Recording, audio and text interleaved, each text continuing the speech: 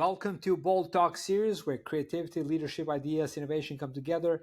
My name is Ludvik, and today I have a privilege to have a short one-on-one conversation with Alessandro Rimassa, founder and CEO of Radical HR.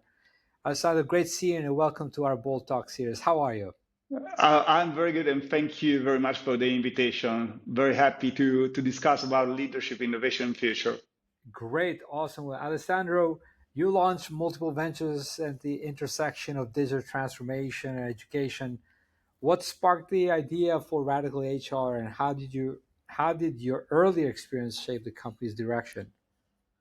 When I created Radical HR, it was 4 years ago. The idea was to bring innovation within the companies, within big businesses, putting together a new idea of innovation. Taking apart disruptive innovation, there is something that was so popular and so at the core 10 years ago, but I don't think that's the solution, especially speaking of European countries. And at the end, avoiding of doing incremental innovation. That is not the right way of innovating if you want to create something new. At the end, the radical innovation, the radical approach is going deep, but respecting the traditions. I think it's the way of innovating and the way of being leaders that we need in Europe right now. So with Radical HR, then we help companies to change, to innovate, to do big transformation projects in the idea that people are really at the core of innovation and the future of the businesses. Nice. So, give us the business of a Radical HR. Like, what's the business of Radical HR? With Radical HR, we help companies in learning and transformative programs. So we help HR in defining new structures, new projects, new approach of managing human resources. We do big transformative and learning programs. We create corporate universities within the corporates, the businesses, and we provide also a learning management system, Skills in Cloud, that is our learning management system that helps companies to transform their people thanks to the learning, the corporate learning, and the digital learning. But at the end, our core is helping companies to be ready to the big transformations and the big changes that they must face, I would say, every day, and providing leaders with new skills, new approaches, new mindset as a growth mindset to face challenges and to help other people in the continuous change. At the end, especially working with companies in Italy and Europe, you have companies that do products with high value and services. So you know that people are at the core, people are at the center of these businesses. And so you must train people to the continuous change. Yeah, That's our goal. that's interesting. You mentioned that because obviously the innovations that we need to see more of this innovation has to be a human centric more than anything else. We're building so many technologies, and I'm coming across like a level of productivity of the companies is going down, and the reason for that is like I think we just have too many tools focusing on the assignments. But are there any tools out there that help increase the level of alignment, right? And so I believe that your tool will help that too as well. I think, to say the truth, Epi, I think that the focal point is not about tools, but it's about mindset and approaches. Otherwise, the risk is doing the same thing that we approach and saw in the last decade. When you see, especially in Europe, the second decade of this millennium, you discover that it was the decade of digital transformation. But at the end, when COVID-19 came up, we immediately saw that digital transformation was not done. Mm. But what was the problem? That we thought that digital transformation was just technology implementation. But at the end, digital transformation is about the changes that people are doing in their daily jobs, in their approach. So the point now for me is about the mindset. I insist on the work of Carol Dweck on growth mindset. We created many different tools, frameworks, and master classes on the growth mindset. And so we help leaders to elevate themselves, to go to the next step, and to help other people within the companies. So that's the goal. Then you can use a tool about learning, a tool about productivity, but it's not about using tools. Otherwise, the risk is just that you have hundreds of apps on your computer, on your phone, but then you use nothing. Yeah. Now, Massimo, do you think there's a huge misconception that companies that still have about the purpose and potential of HR today, like what HR can do? You know, when you think about, for example, like uh, you know, you look at the organization chart, right? And you have the HR, and then you have a CEO. Does this needs to be something like kind of like integrated better, like having the leadership of the CEO like being much more connected? Let's say like what we see today, we see this birth of these chief people's officers in a way that are much more integrated better with the decision makers. Epi, I think that the point is that HR things should be fixed managed not by HRs within the company.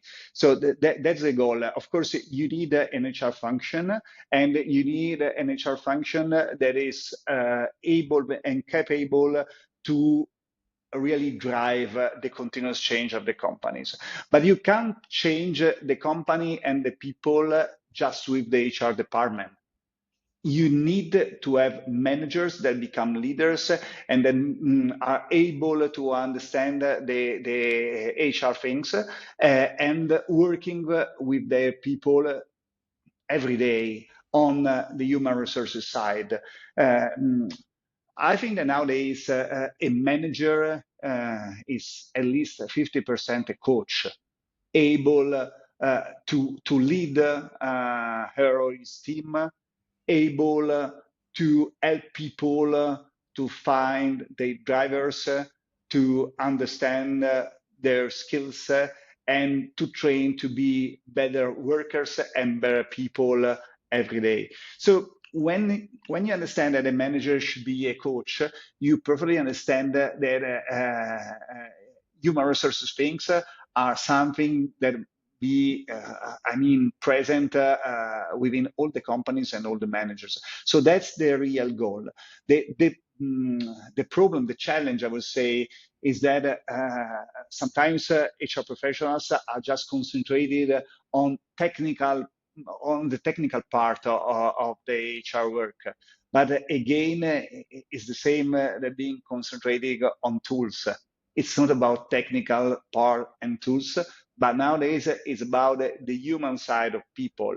So you can really change the company from at the core working on people. But that's the big challenge. And I think that HR professionals need to redesign their function, their way of working, their mindset. Because if you want all the managers having a growth mindset, first of all, you HR must have that growth mindset. Yeah. Yeah, very, very interesting. I mean, this has to do a lot in terms of understanding the behavior part of it that goes with it. You see also today the rise of these retention managers, right? I mean, their sole duty is to have a conversation, right, with their team members and understanding them better. Um, So, are we having enough conversation with our team members in terms of between the CEOs and HR and a team? No, no. To say the truth, no, because at the end, you discover that you have a problem with person when that person is coming to you saying, "Okay, I'm gonna wait." So you think that at that point you should start with the retention practice. But to say the truth, is that we should stop speaking of retention and we should start speaking of continuous attraction.